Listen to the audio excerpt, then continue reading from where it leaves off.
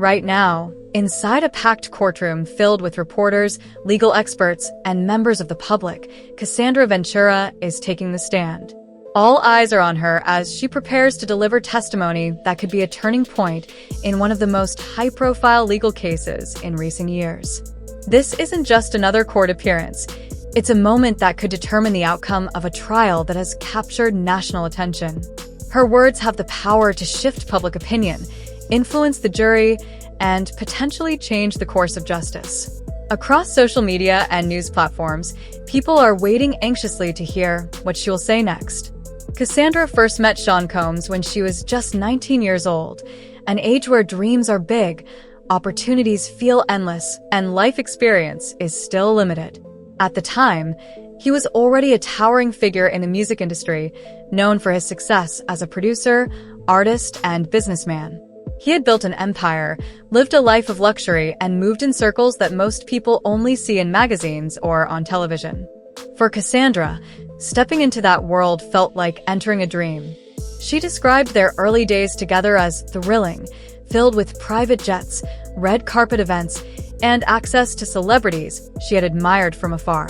It was a lifestyle that many would envy, and at first, it seemed like she had found both love and opportunity in equal measure.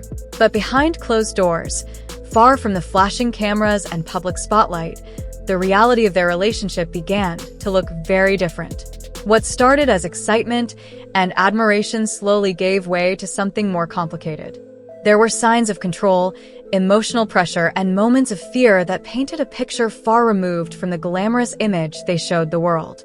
The man who once seemed like a protector and provider soon became someone she feared disappointing. And as time went on, the balance of power in their relationship shifted dramatically, leaving her feeling trapped in a situation she didn't know how to escape. As time went on, the cracks in the relationship began to show more clearly. What once felt like a fairy tale slowly turned into something else entirely, something much darker and more controlling.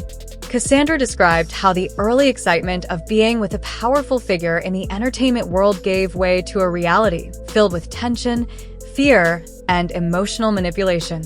There were constant arguments, often over small things that quickly escalated into full-blown confrontations. His mood swings were unpredictable. He could be loving one moment and furious the next, leaving her always walking on eggshells, never sure what might set him off.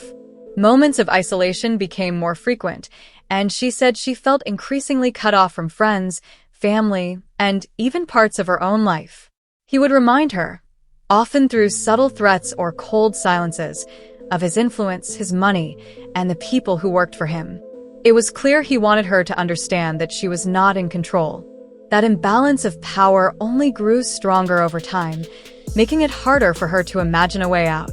Then came the physical abuse, incidents that left bruises, black eyes, and lasting fear. She testified that she was dragged across rooms, shoved against walls, and even stomped on when she tried to resist or walk away. These weren't just random fights or moments of anger. They were repeated actions, part of a pattern designed to keep her in line and remind her who was in charge.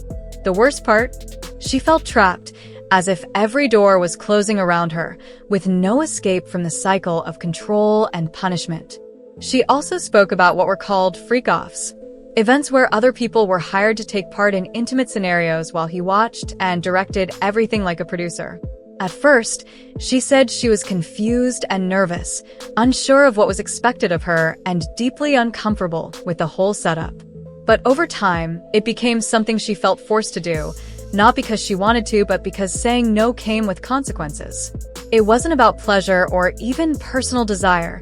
It was about power.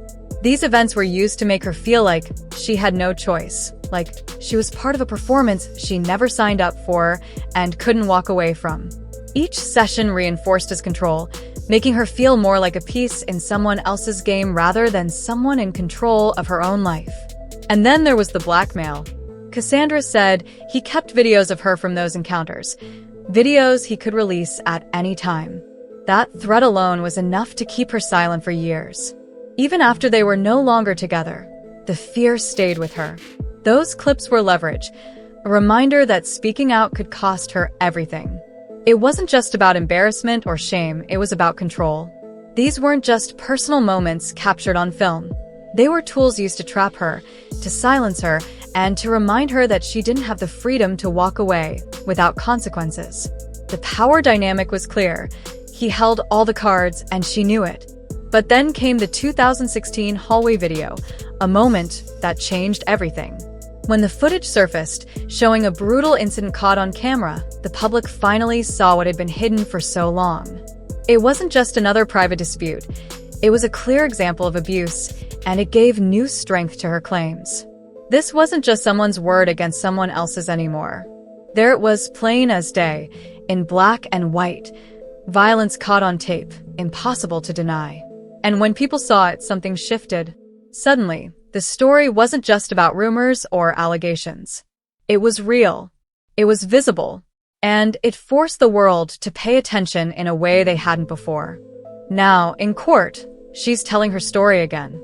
Not just for herself, but for anyone who has ever felt powerless in a relationship. Her voice shook at times, but her message was clear. She didn't choose this life. She survived it. She described how things started with excitement and opportunity, only to slowly turn into something darker, more controlling, and deeply damaging. She talked about being watched constantly, about being followed, and about how even small decisions, like where she went or who she spoke to, were monitored. It wasn't just emotional pressure, it was psychological manipulation. And over time, she said, it wore her down, made her question her own reality, and left her feeling like escape was impossible. The defense, however, argues that some of these actions were consensual, that she willingly took part in them. They say this was a decade-long relationship with ups and downs, not a criminal operation. But prosecutors are pushing back hard, pointing to the imbalance of power and the ways she was manipulated and controlled. They're painting a picture of a relationship that wasn't just emotionally toxic, but systematically abusive, one where consent may have been given at first, but eventually became irrelevant. Because once you're trapped in a cycle of fear, pressure, and threats, can anything truly be considered voluntary? This trial isn't just about one person's experience. It's about how we define relationships, boundaries, and consent when there's a massive gap in influence and authority. And it's forcing everyone watching to ask themselves a tough question. How far would you go to break free if speaking up meant risking everything? This trial isn't just about one person's experience. It's about how the law defines consent, coercion, and abuse in situations where power dynamics are deeply imbalanced. It's about whether someone can truly say no when saying yes feels like the only option for survival. And it's about how far someone will go to protect their freedom when they've been held down for so long, manipulated emotionally, and controlled physically. So where does this leave us?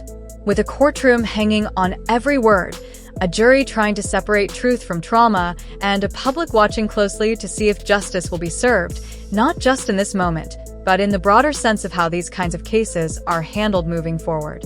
One thing is certain. Whatever happens next, this case will leave a mark, not just on the people involved, but on how we understand relationships, power, and the law itself. It could set a precedent for how future cases involving influence, blackmail, and psychological pressure are viewed in the eyes of the law. It also forces society to take a hard look at what real consent looks like, especially when there's a massive imbalance of power. Was every action truly voluntary?